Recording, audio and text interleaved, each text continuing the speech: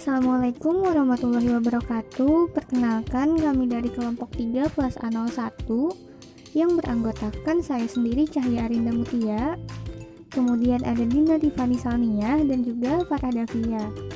Nah, di sini kelompok 3 akan membawakan materi mengenai materi pembelajaran. Untuk materi pertama, di sini terdapat sebuah peta konsep yang di dalamnya itu ada kurikulum, materi pembelajaran yang meliputi tahap persiapan dan juga proses. Kemudian yang terakhir ada evaluasi. Nah, kurikulum sendiri merupakan sebuah sistem yang dirancang sebelum adanya materi pembelajaran. Kemudian yang kedua itu ada materi pembelajaran, yaitu turunan dari kurikulum. Nah, di dalam materi pembelajaran ini ada dua tahap. Yang pertama itu tahap persiapan dan yang kedua itu ada proses. Nah, di tahap persiapan itu guru-guru menyiapkan materi pembelajaran yang akan diberikan kepada siswa. Kemudian pada proses itu yaitu proses penyampaian materi pembelajaran dari yang tadi telah disiapkan. Nah, yang terakhir kemudian itu ada evaluasi. Jadi setelah dilakukannya penyampaian materi pembelajaran, maka guru akan melaksanakan evaluasi terhadap hasil belajar siswa. Teori materi pembelajaran. Yang pertama ada teori humanistik. Teori humanistik ini berasumsi bahwa teori belajar apapun baik dan dapat dimanfaatkan, asalkan tujuannya untuk memanusiakan manusia, yaitu pencapaian aktualisasi diri, pemahaman diri, serta realisasi diri orang belajar secara optimal. Yang kedua ada teori behavioristik. Nah, pada perspektif behavioristik ini berfokus pada peran dari belajar dan menjelaskan tingkah laku. Asumsi dasar mengenai tingkah laku menurut teori ini adalah tingkah laku sepenuhnya karena dapat diamati. John B. Watson mengatakan bahwa hanya dengan cara demikianlah akan dapat diramalkan perubahan-perubahan yang terjadi setelah seseorang melakukan tindak belajar. Yang terakhir ada teori sibernetik. Teori sibernetik adalah teori belajar yang mementingkan proses pembelajaran dan menggunakan teknologi dalam mendapatkan informasi yang cepat dan tepat. Tujuan dari teori belajar sibernetik ini adalah untuk meningkatkan kemampuan siswa dalam menerima dan menyerap informasi, serta mengkreatifkan guru di dalam pembelajarannya. Maka dari itu, pada teori sibernetik ini, guru dituntut untuk kreatif dalam memberikan materi-materi pembelajaran yang akan diberikan kepada materi pembelajaran. Materi pembelajaran adalah substansi yang akan disampaikan dalam proses belajar mengajar. Tanpa adanya materi pembelajaran, proses belajar mengajar tidak akan berjalan. Materi pembelajaran merupakan satu sumber belajar bagi siswa. Materi yang disebut sebagai sumber belajar ini adalah sesuatu yang membawa pesan untuk tujuan pembelajaran. Aktivitas siswa akan berkurang jika materi pelajaran yang diberikan oleh guru tidak menarik perhatiannya. Disebabkan cara mengajar yang mengabaikan prinsip-prinsip mengajar, materi pembelajaran juga perlu dipilih dengan tepat agar dapat membantu siswa untuk mencapai standar kompetensi dan kompetensi dasar. Pada hakikatnya, jenis materi pembelajaran memerlukan strategi, media, dan cara evaluasi yang berbeda. Ruang lingkup dan kedalaman materi pembelajaran sangat perlu diperhatikan agar sesuai dengan tingkat kompetensinya. Urutan materi pembelajaran juga perlu diperhatikan agar pembelajaran menjadi terarah. Adapun cara atau menyampaikan materi pembelajaran juga perlu dipilih secara tepat agar tidak salah mengajarkannya. Karena itu, lebih baik menyampaikan materi pelajaran yang sesuai dengan perkembangan siswa, sehingga siswa dapat memahami materi pembelajaran yang diajarkan oleh guru tersebut. Perkenalkan, nama saya Farah Davia, dan di sini kita akan berbicara mengenai salah satu isu materi pembelajaran. Di masa yang sekarang ini atau di masa pandemi COVID-19 ini tentunya membawa perubahan yang cukup besar dalam kehidupan sehari-hari kita, terutama di bidang pendidikan. Mengapa? Hal ini dikarenakan sebelum terjadinya pandemi COVID-19 di negara Indonesia maupun negara-negara lainnya, kita melangsungkan proses pembelajaran secara langsung atau tatap muka, di mana nantinya ada seorang guru yang bertemu dengan siswa dan kemudian guru akan menyampaikan materi pembelajaran secara tatap muka dan secara langsung terhadap siswa tersebut. Tetapi dikarenakan pandemi COVID-19 sedang melanda satu dunia, maka hal tersebut dihilangkan untuk sementara waktu demi menjaga keselamatan diri masing-masing dan mengharuskan kita untuk beralih ke pembelajaran secara daring atau online guna tetap menjalankan proses pembelajaran itu sendiri. Tetapi tentunya proses pembelajaran daring ini masih menimbulkan permasalahan-permasalahan yang sering terjadi. Permasalahan ini dikarenakan belum adanya kesiapan dari negara kita sendiri maupun diri kita sendiri dalam menghadapi pandemi COVID-19 ini. Tetapi hal ini sangat diwajarkan karena kita tidak pernah menginginkan pandemi ini untuk terjadi dan kita tidak pernah tahu kapan pandemi ini terjadi. Dan untuk permasalahan-permasalahan yang terjadi pada saat melaksanakan pembelajaran daring ini, yaitu yang pertama ada mengenai aplikasi dalam penyampaian materi pembelajaran. Dikarenakan pembelajaran secara daring, maka ini menuntut guru untuk menyampaikan materi pembelajaran secara daring pula, yaitu dengan menggunakan aplikasi-aplikasi yang dapat menunjang atau sebagai fasilitatornya dalam melaksanakan pembelajaran daring, yaitu seperti Zoom, Google Classroom, YouTube, kemudian ada email, website yang dibuat sekolah ataupun di universitas. Tetapi sayangnya tidak semua kalangan, baik itu guru, siswa ataupun orang tua, memahami secara betul penggunaan aplikasi tersebut dengan optimal. Dikarenakan kurangnya pemahaman terhadap penggunaan aplikasi tersebut, hal ini tentu saja membawa permasalahan tersendiri dalam pelaksanaan belajar mengajar secara daring atau secara online. Kemudian yang kedua ada jaringan internet.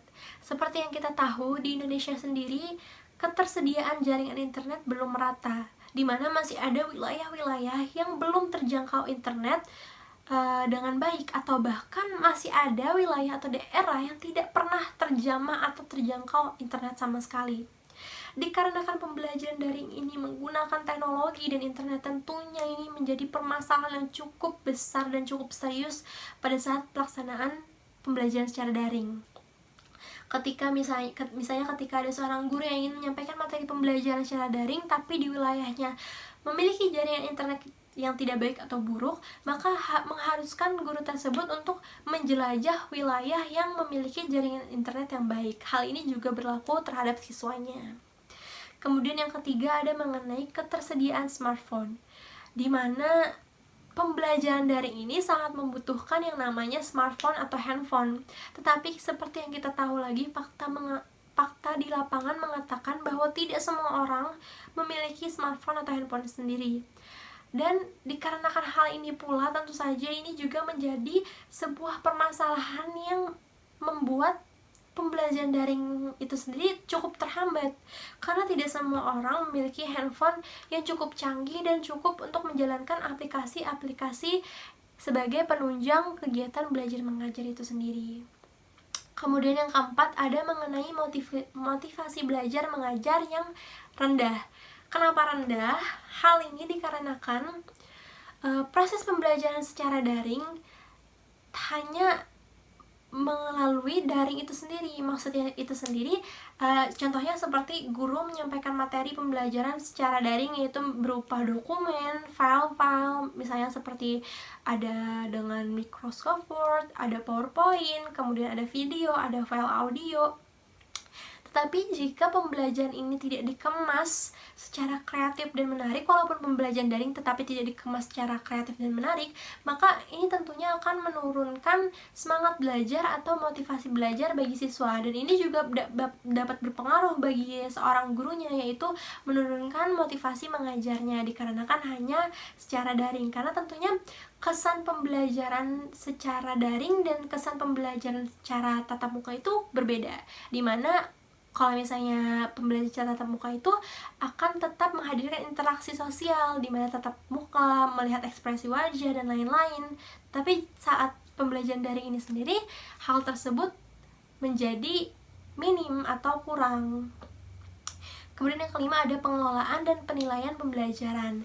Dikarenakan pembelajaran secara daring ini, maka guru menyampaikan materi pembelajaran secara daring pula. Jadi, misalnya guru menyampaikan materi pembelajaran secara daring, kemudian menghadirkan soal-soal sebagai upaya evaluasi bagi siswanya, kemudian siswa tersebut menjawab dan mendapatkan skor yang bagus, tetapi kita belum mengetahui apakah siswa tersebut benar-benar menyerap informasi atau benar-benar memahami materi pembelajaran diberikan, atau hanya sekadar menjawab dan mencari jawabannya di internet.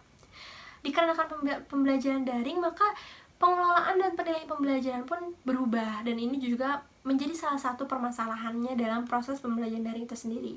Kemudian yang terakhir yaitu mengenai kurangnya pengawasan orang tua dan guru. Dikarenakan pembelajaran daring ini terbatas oleh jarak, maka guru juga tidak bisa mengawasi kegiatan belajar siswa. Guru tidak bisa memperhatikan secara langsung apakah siswa benar-benar memahami materi pembelajaran yang diberikan, apakah siswa benar-benar fokus saat dijelaskan materi pembelajarannya atau tidak. Kemudian jika di rumah juga orang tua tidak mengawasi dengan betul proses belajarnya si anak atau siswa, maka hal ini juga menjadi salah satu hambatan di mana orang tua juga tidak bisa membantu anak untuk memahami betul atau meyakinkan si anak atau siswa untuk memahami dan menyerap informasi materi pembelajaran itu secara maksimal. Nah, untuk materi yang selanjutnya yaitu ada solusi dari permasalahan yang tadi telah disebutkan sebelumnya. Nah, pembelajaran secara daring sendiri merupakan cara baru dalam proses belajar dan mengajar, yang mana di dalamnya itu memanfaatkan perangkat elektronik, khususnya perangkat internet, dalam penyampaian materi pembelajaran. Nah, berdasarkan apa yang telah dijelaskan pada materi sebelumnya tadi, pembelajaran daring sendiri dalam pelaksanaannya memiliki beberapa hambatan. Hambatan tersebut ada yang berasal dari dalam diri siswa dan guru, ataupun berasal dari luar atau kendala teknis selama pelaksanaannya.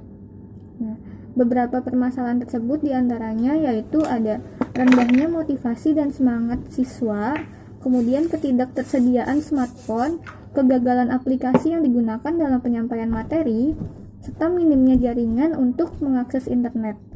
Jadi yang permasalahan-permasalahan tersebut merupakan permasalahan klasik yang sering muncul dan dikeluhkan oleh para siswa dan guru selama proses pembelajaran daring ini. Nah, hambatan-hambatan tersebut menjadi hal penting yang harus dikaji oleh semua pihak terkait guna kelancaran dari pembelajaran daring ini. Kemudian untuk solusinya sendiri, nah untuk aplikasi pembelajaran, jadi di sini guru dapat mensiasatinya dengan menggunakan atau mencampur berbagai macam aplikasi yang dapat menunjang proses pembelajaran. Jadi guru dan siswa itu dapat menggunakan berbagai aplikasi yang sudah tersedia, seperti grup chat di WhatsApp, kemudian YouTube, Zoom, Google Meet, dan berbagai aplikasi lainnya yang telah tersedia. Nah, untuk penggunaan aplikasi ini, apabila guru telah memahami bagaimana cara penggunaannya, guru dapat membuatkan teks ataupun video tutorial untuk menggunakan aplikasi terkait selama proses belajar dan mengajar. Kemudian yang selanjutnya yaitu mengenai kendala jaringan.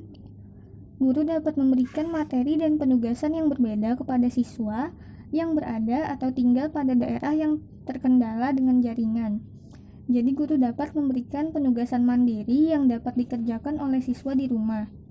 Seperti misalnya penugasan untuk mencatat materi pembelajaran yang ditayangkan pada portal kegiatan belajar yang disediakan oleh Kemendikbud melalui siaran televisi.